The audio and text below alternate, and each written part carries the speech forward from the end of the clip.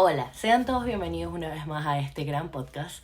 El día de hoy vamos a hablar sobre temas sociales. Mi nombre es Jennifer Miranda y los temas que estaremos tocando es la migración en América Latina y sus consecuencias y a la vez la guerra que está ocurriendo en Rusia y Ucrania y sus efectos.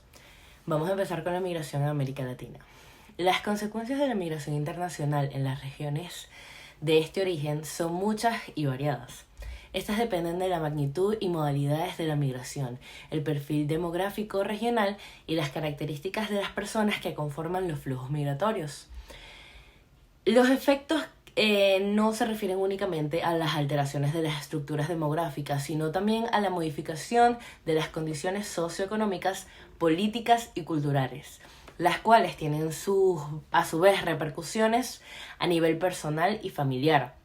El mundo vive lo que se conoce a través del sociólogo australiano Stephen Kastel, que lo denominó como la era de la migración, la que estamos viviendo actualmente, y la Organización de las Naciones Unidas en 2015 había en un mundo 244 millones de migrantes, es decir, un 3.3% de la población mundial, que ahora esto ha aumentado mucho más en la actualidad, ya que los migrantes son aproximadamente el 60% en los últimos 25 años o más, el 25% en la última época.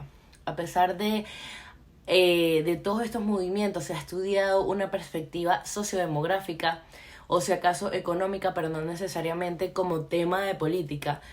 Esto es lo que la migración internacional se describe cuantitativamente.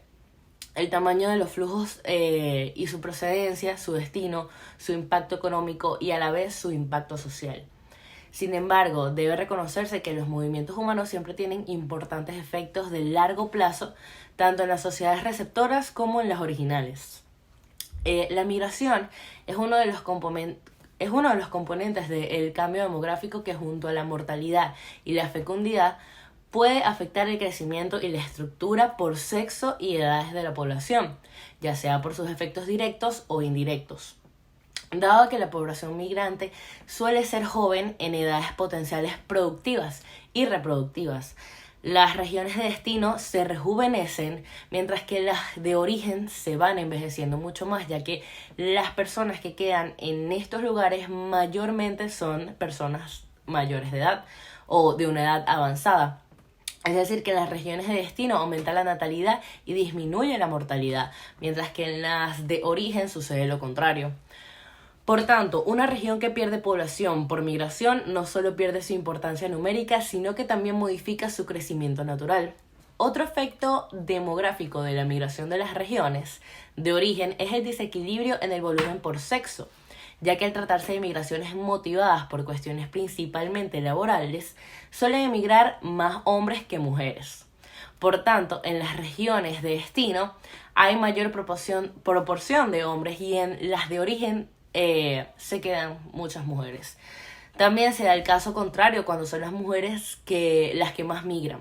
El equilibrio o el desequilibrio en la relación numérica entre los sexos afecta, entre otros fenómenos, la sociodemográfica de los mercados laborales, efectos sociales de la pérdida de la fuerza laboral. La migración de personas entre países provoca la pérdida de mano de obra al país emisor y ganancias de mano de obra al receptor.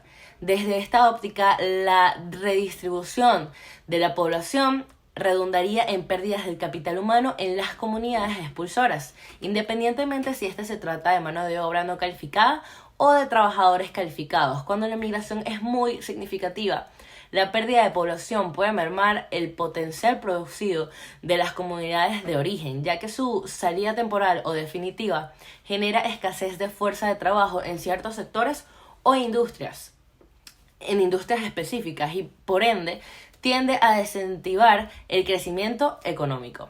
Las diferentes oportunidades laborales y enormes brechas salariales entre países emisores y receptores constituye algunas de las principales causas de la migración, pero especialmente de la calificada. La excepción de becas para cursar estudios en el extranjero también actúa como imán para la emigración.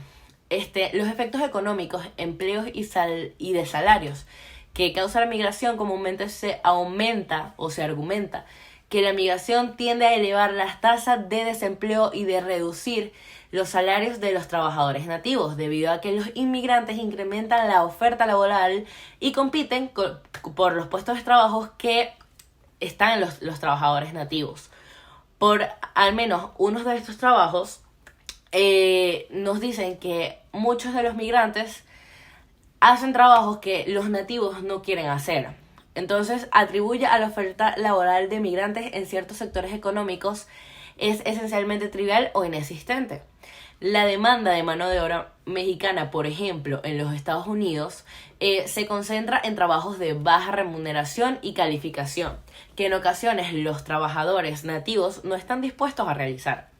Por ende, es bastante común que los trabajadores mexicanos ocupen puestos de trabajo que no son solicitados por la fuerza laboral local.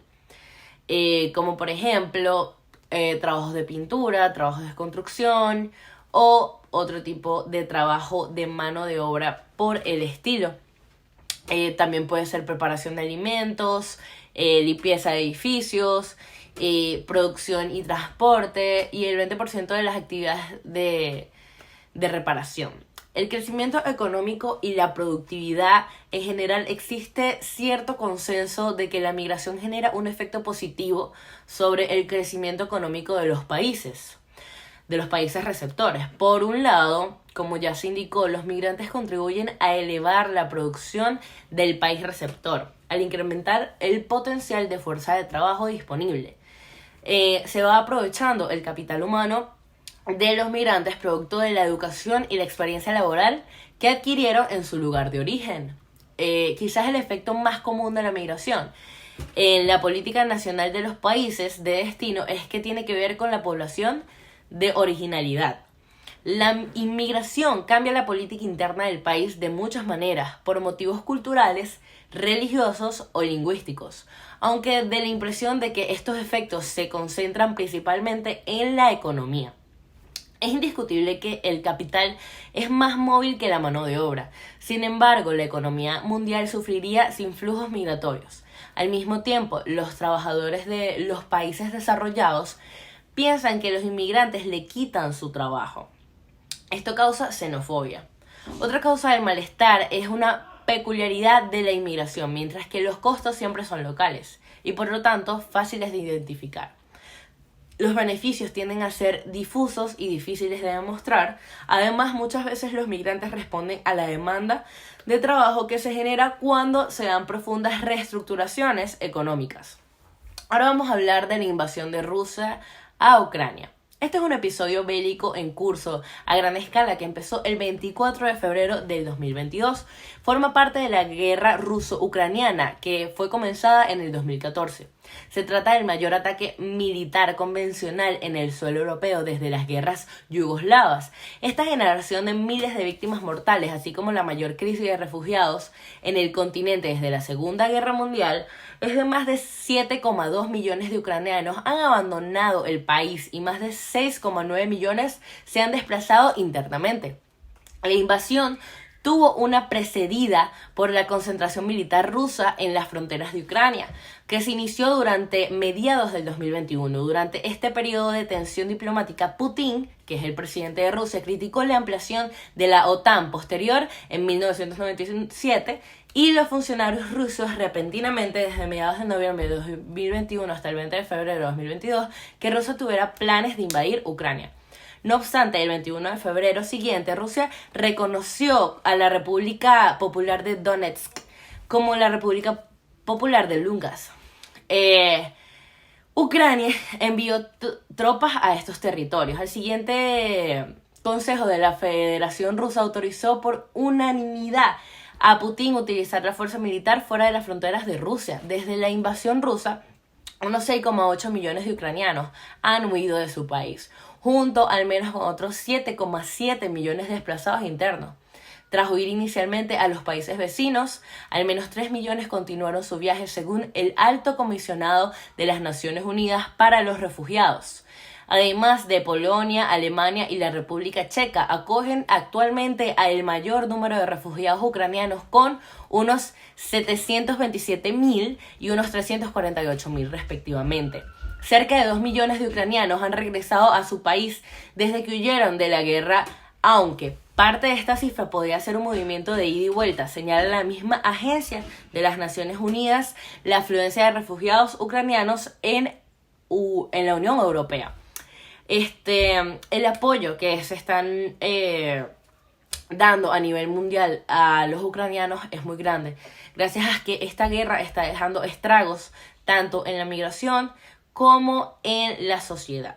Esto fue todo por hoy, espero que les haya gustado este contenido y que haya sido de su interés. Espero que le den like y se suscriban. Nos vemos en un próximo episodio.